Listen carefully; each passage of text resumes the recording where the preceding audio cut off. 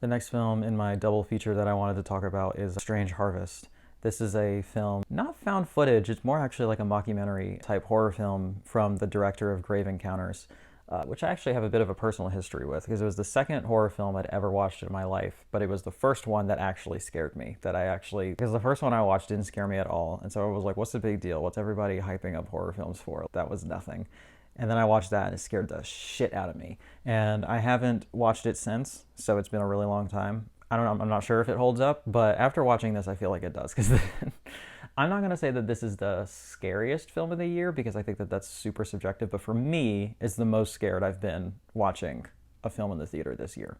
It really got under my skin and creeped me out, I gotta be honest. So this is like a mockumentary, like I said, but it is imitating the Netflix style true crime documentaries that have been all the rage, and people like that sort of thing, right? But it's all fictional. So it's about this fake made up serial killer or whatever who's doing this absolutely horrific stuff. And I don't know, man, it's really fucked up. And I think found footage is definitely you're either into it or you're not sort of thing for a lot of people. And I'm definitely really into it.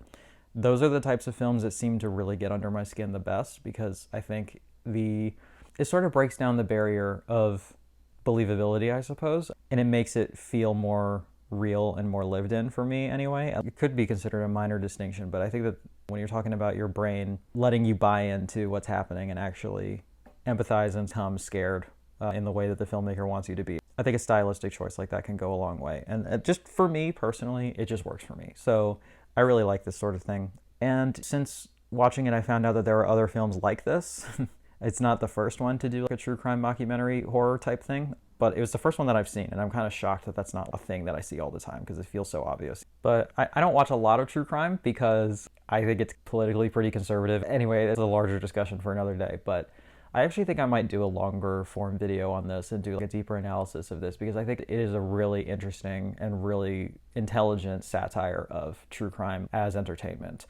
And it's also just really well made. It is very convincing. To the extent that I've seen these documentaries, this is exactly what they look like and feel like. And at the end of the day, it's a horror movie and it was fucked up and got under my skin. So I recommend it, and I gave it an 8 out of 10.